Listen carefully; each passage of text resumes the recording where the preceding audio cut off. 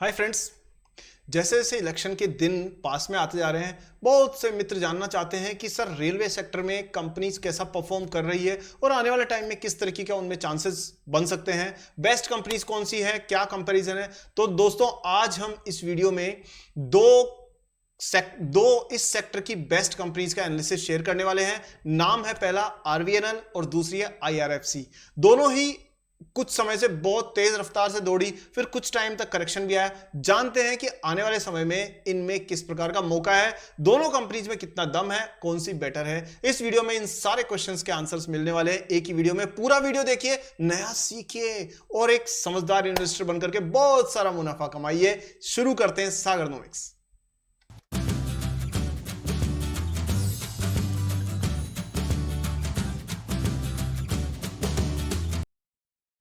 दोस्तों चैनल पर पहली बार आए हैं तो आपका स्वागत है और मैं सबसे पहले रिक्वेस्ट करूंगा कि वीडियो को अभी से लाइक कर दीजिए, क्योंकि बाद में आप लाइक करना भूल जाते हैं। और ये हालांकि लाइन मैं भी बोलते बोलते बोर हो जाता हूं, लेकिन फिर भी बोल देता हूं क्योंकि आप ध्यान नहीं रखते ना, इसलिए। दूसरा, चैनल पर पहली बार आए हैं तो दोस्तों सब्सक्राइब जरूर करिए चैनल को और बेल आइकन को ऑन कर दीजिए, जिससे मेरी नेक्स्ट वीडियो आपको आसानी से मिल जाए। स्टार्ट करते हैं दोस्तों दोनों कंपनीज का कंपैरिजन। नाम है आरवीएनएल और आईआरएफसी आपके स्क्रीन पर।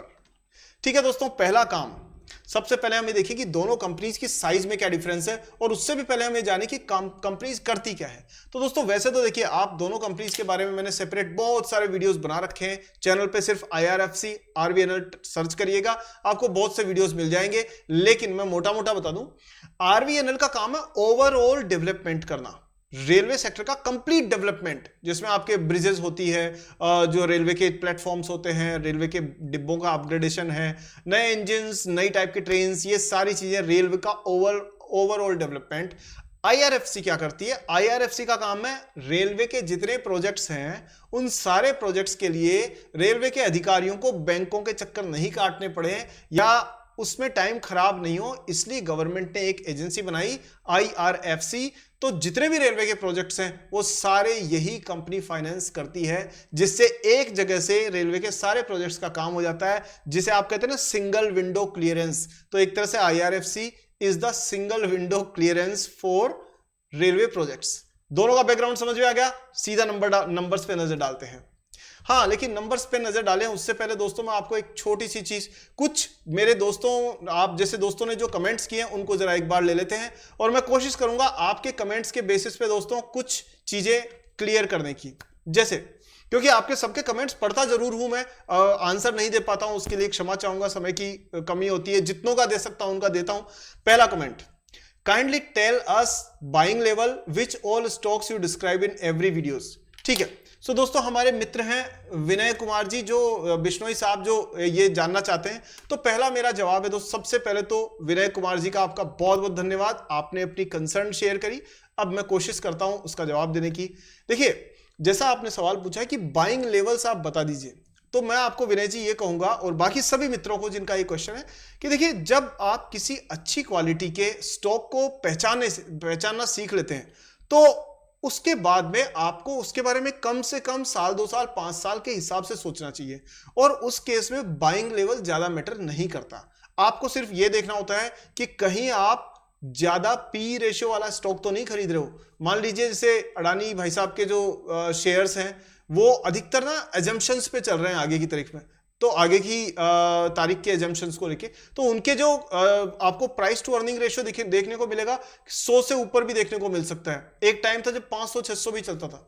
दोस्तों इतना महंगा स्टॉक खरीदना डेंजरस हो सकता है। तो आप अगर 25-30 से नीचे की पीई पर अगर कोई स्टॉक खरीदते हो अच्छी क्वालिटी का, या फिर बहुत अच्छी क्वालिटी का स्टॉक है 40 के पीई पर भी लगभग आपको मिल जाता है, तो फिर क्या होगा कि फिर आपको 2 रुपए 5 रुपए ऊपर नीचे नहीं देखने चाहिए। फिर आप सही स्टॉक को अपने हिसाब से डिसाइड करके लंबे समय के हिसाब से आप निश्चिंत रहिए, क्योंकि अच्छी कंपनी, अच्छे बिजनेस मॉडल वाली कंपनी आगे ग्रो करती ही हैं। और अगर आपको सस्ता प्रोडक्ट मिल रहा है, सस्ता स्टॉक मिल रहा है, लेकिन उसके क्वालिटी खराब है बिजनेस की, तो दोस्तों मैं कहूंगा कि अगर जहर तो फ्री में भी मिले ना, तो लेने का कोई फायदा नहीं है। उम्मीद है, इसलिए मैं बाइंग लेवल, सेलिंग लेवल इसलिए नहीं देता, क्योंकि दोस्तों अगर आपने अच्छी क्वालिटी का स्टॉक खरीदा है तो फिर उसको सेलिंग के लिए आपको जल्दी नहीं होनी चाहिए। आप लंबे समय तक इंतजार कर सकते हैं और कंटिन्यूअसली वॉच कर सकते हैं। दूसरा क्वेश्चन लेते हैं जल्दी से और उसके बाद में हम वापस वीडियो पे चलेंगे। दूसरा क्वेश्चन जो है उसमें यह है good analysis of share market, thank you. ठीक है Anil ji, thank you so much for this. Third question है बिप्लव देव साहब का, वो कह रहे हैं what about electoral bonds, political parties will book its profit income by shouting in parliament. ये बिल्कुल सही कह रहे हैं विप्लव साहब, आपका एकदम जेन्युइन क्वेश्चन है 100%। लेकिन आपने देखा होगा मेरे वीडियोस में मैंने कभी भी इलेक्टोरल बॉन्ड्स की बात नहीं की है। क्यों नहीं की है? जानबूझ के नहीं करी है, और उसकी वजह यह है दोस्तों कि ये पॉलिटिक्स ना एक ऐसा समंदर है दोस्तों जिसमें अगर आप उतर जाओगे ना तो आप इकोनॉमी को भूल जाओगे। इसलिए अब जैसे मैं आपको एग्जांपल दूं, गंदगी तो चारों तरफ फैली हुई है ना, आप जितनी ढूंढोगे ना उतने खुद के हाथ ही गंदे होंगे। जैसे अनिल अग्रवाल साहब है, वेदांता ग्रुप के चेयरमैन, हाँ, उन्होंने बीजेपी को भी चंदा दिया है, उन्होंने कांग्रेस को भी चंदा दिया है, दोनों जगह से उन्होंने इलेक्टोरल बॉन्ड्स खरीदे हैं। क्यों? क्योंकि वो ये अपनी हेजिंग कर रहे हैं पोजीशन को कि भाई मेरा बिजनेस तो खराब चल ही रहा है, शेयर होल्डर्स की मुझे चिंता है नहीं, मैं डेट लेता हूं, उधार देता हूं और शेयर होल्डर्स को डिविडेंड के रूप में लुभाने की कोशिश करता हूं। ये उनकी थॉट प्रोसेस है। और अगर कोई प्रॉब्लम आए तो बीजेपी की गवर्नमेंट होगी तो भी मैं बच जाऊं और कांग्रेस की गवर्नमेंट होगी तो भी मुझे सहारा मिल जाए, इसलिए दोनों को पैसे दे दिए उन्होंने। सो दोस्तों, इसलिए मैं इलेक्टोरल बॉन्ड एक बहुत कंट्रोवर्शियल सब्जेक्ट है और मैं पर्सनली बिल्कुल पसंद नहीं करता। और मैं आपको यह कहूंगा आप सिर्फ इकोनॉमिक्स पे फोकस रखिए, सिर्फ शेयर मार्केट पे फोकस रखिए, पॉलिटिशियंस को पॉलिटिशियंस का काम करने दीजिए। क्योंकि अगर कोई बिजनेस अच्छा कर रही है कंपनी, तो चाहे इलेक्टोरल बॉन्ड से उसे पैसा मिलाओ चाहे नहीं मिलाओ, उसके पी रेशो में, ईपीएस में, डिविडेंड में, प्रॉफिटेबिलिटी में साफ नजर आ जाता है कि कंपनी क्या कर रही है एक्चुअली। सो हम क्या कर रहे हैं, हम आलतू फालतू की नॉइज में पड़ने के बजाय सिर्फ कोर पे काम कर रहे हैं, जिससे आपका टाइम बचे, आपकी एनर्जी बचे और आपका एनालिसिस टू द पॉइंट हो। आई होप मेरी बात से कुछ आपको क्लैरिटी मिली होगी। फिर भी आप अगर कुछ सहमत हो, असहमत हो तो मुझे जरूर कमेंट्स में बताइए, ये सिर्फ मेरी पर्सनल सोच है। चलिए अब वीडियो में आगे बढ़ते हैं दोस्तों, और हम लोग देखते हैं कि यहां पर हम बात करते हैं दोनों कंपनीज के कंपैरिजन की।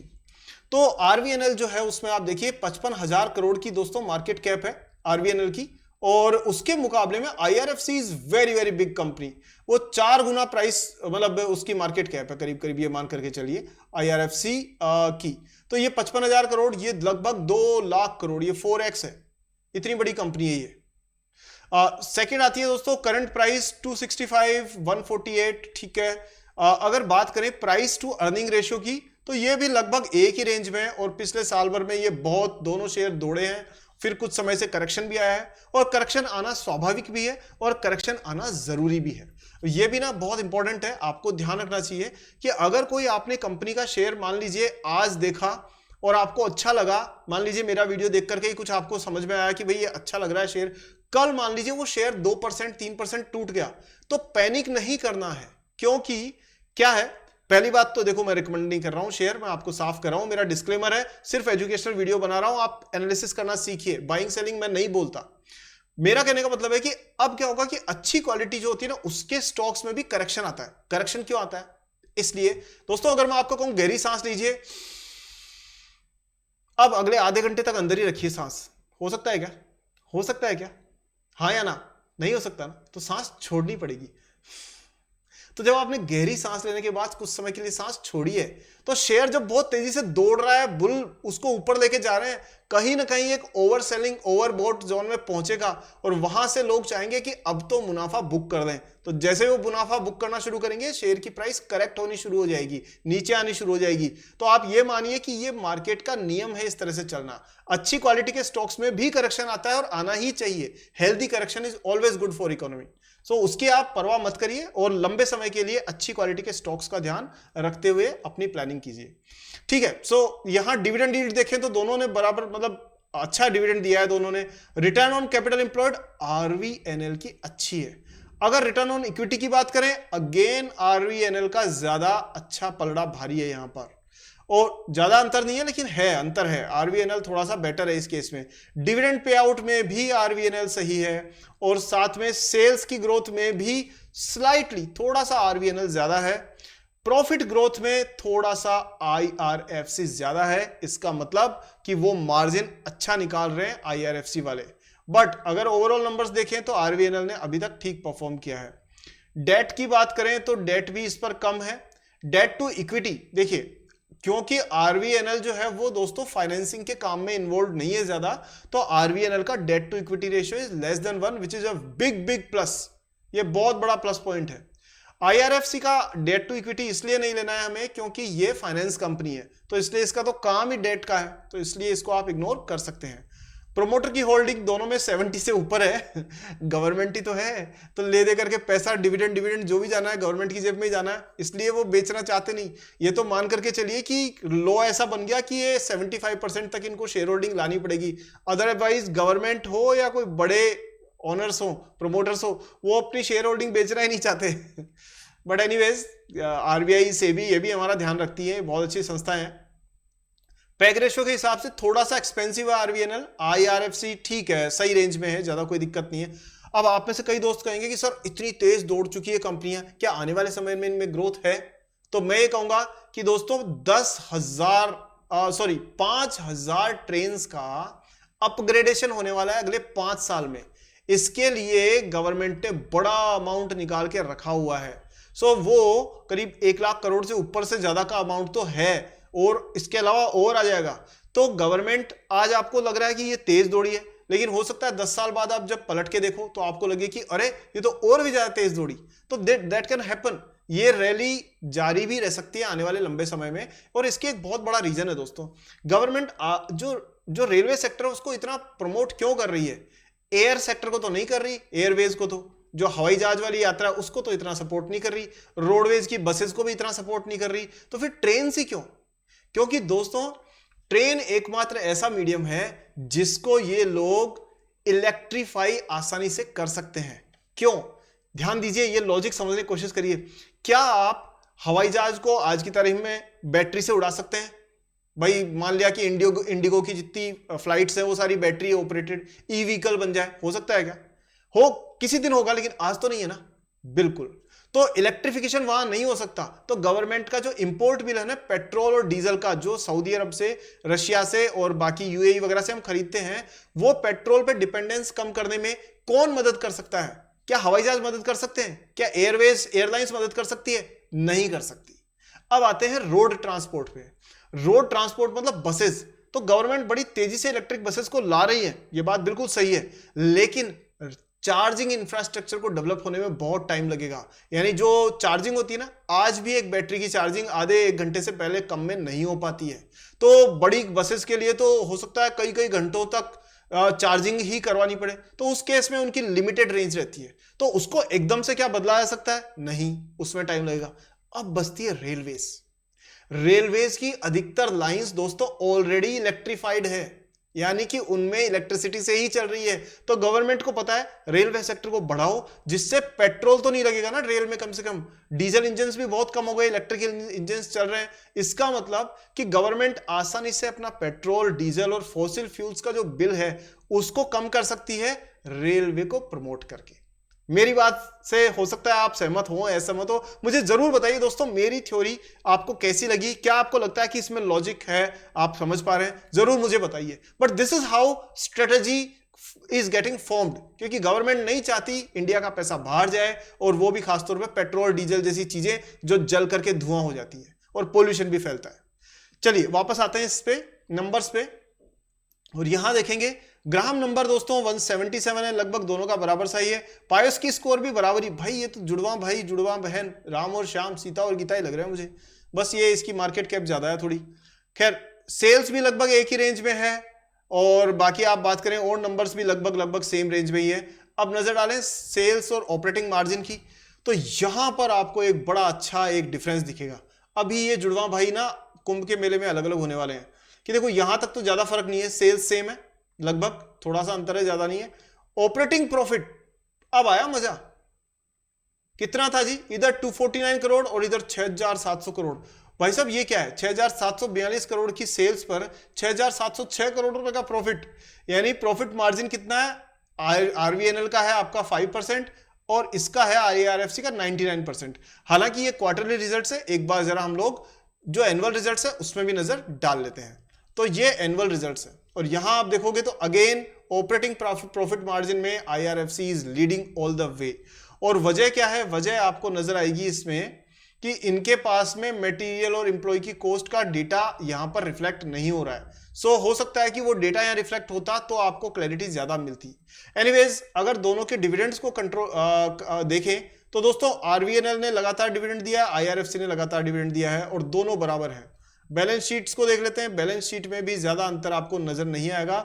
शेयर कैपिटल RVNL की 2000 करोड़ है और IRFC की 13,000 करोड़ के शेयर्स मार्केट में है। रिजर्व्स के हिसाब से भी IRFC मच बड़ी कंपनी है। क्यों? क्योंकि इनके पास में बहुत सारा पैसा रखा है, जो पैसा ये आगे डेवलपमेंट में यूज करने वाले हैं। अगर ROC, रिटर्न और कैपिटल एम्प्लॉय की बात करें तो अगेन यहां पे RVNL अच्छा परफॉर्म करती हुई नजर आ रही है। तो दोस्तों ये एक साइड बाय साइड कंपेयर करने का एक मकसद था जो मैंने आपके लिए किया है। दोनों कंपनीज को अगर आप कंपेयर करके देखते हैं तो मैं आपको कहूंगा कि ओवरऑल अगर आप देखा जाए तो बैलेंस्ड कंपनी के तौर पे RVNL कंपनी है, वो मच बैलेंस्ड है। लेकिन अगर तेज प्रॉफिटेबिलिटी के साथ ग्रोथ के बारे में बात करें और एक आने वाले समय के हिसाब से कहा जाए कि कौन सी कंपनी बहुत बड़े सेक्टर को केटर करने वाली है और बहुत तेजी से एग्रेसिवली फाइनेंशियली एक्टिव रहने वाली है, तो वो IRFC है। अब दोस्तों दोनों ही कंपनी के 80% जो चीजें हैं वो लगभग मिलती जुलती है। 10-20% में से कौन सी ज्यादा फेवरेबल होगी डिपेंड करेगी नई गवर्नमेंट कैसी पॉलिसी डिसीजंस लेंगी। उम्मीद है निर्मला सीतारमण जी ही नेक्स्ट बजट जब भी प्रेजेंट करेंगी, चांस तो वही दिख रहे हैं, बट कुछ भी हो सकता है पॉलिटिक्स और क्रिकेट में। बट जो भी है, अगर वो नई कुछ पॉलिसी लाते हैं उसके बेसिस पर हम लोग आगे एक और रिसर्च वीडियो बनाएंगे, तब हम बेटर पोजीशन में होंगे।